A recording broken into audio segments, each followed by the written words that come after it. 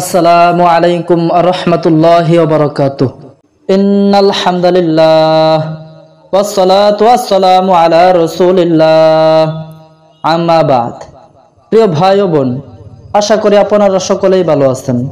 আলহামদুলিল্লাহ, আল্লাহ সুবহানাহু ওয়া তাআলার অশেষ মেহেরবানিতে আমি অনেক ভালো আছি।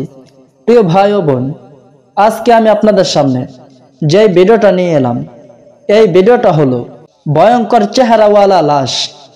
কিতাবুল জাওয়াজিরে বর্ণিত আছে, এক গুনাহগার ব্যক্তি মৃত্যুবরণ করলো। মৃত্যুর পর তার শরীর অস্বাভাবিক রকমের ফুলে গেল, আঙ্গুলগুলো অনেক মোটা হয়ে গেল, মাথা বড় পাথরের মতো হয়ে গেল, কান গাধার কানের মতো হয়ে গেল, মুখ সাদা ফ্যাকাশে হয়ে গেল। ওজন এতই ভারী হলো যে লাশ বহন করার খাট ভেঙে গেল। অনেক কষ্ট করে তাকে দাফন করা হলো। ভাইয়েরা, বাস্তবে সে মৃত ব্যক্তির মাধ্যমে আল্লাহ তাআলা দুনিয়াতে জাহান্নামের নিদর্শন দেখিয়েছেন। রাসূলুল্লাহ সাল্লাল্লাহু আলাইহি সাল্লাম বলেন, জাহান্নামের শরীর এতই বড় হবে যে তার একটি দাঁত উহুদ পাহাড়ের সমান হবে। এক কাঁধ থেকে দ্বিতীয় কাঁধের দূরত্ব 3 দিনের রাস্তা হবে। তার চামড়া এতই মোটা হবে যে 70 হাত।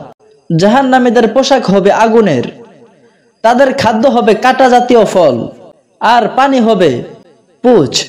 জাহান্নামের আগুন দুনিয়ার আগুনের চেয়ে 70 গুণ বেশি উত্তপ্ত হবে। হে ভাইয়েরা, এ জীবন একটি আমানত। এক আল্লাহর রাস্তায় আল্লাহর নির্দেশিত পথে ব্যবহার করতে হবে।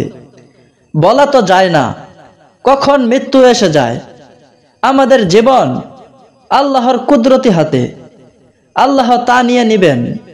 জীবনের কোনো ভরসা নেই, এই জন্য বার্ধক্যের অপেক্ষা করে বসে থাকলে চলবে না। এখনই গুনাহ থেকে তওবা করা উচিত। এখনই আমাদের গুনাহ থেকে তওবা করতে হবে, আমরা যেন আর কোন রকমের গুনাহ না করি।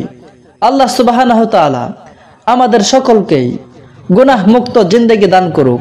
আমিন ইয়া রাব্বাল আলামিন।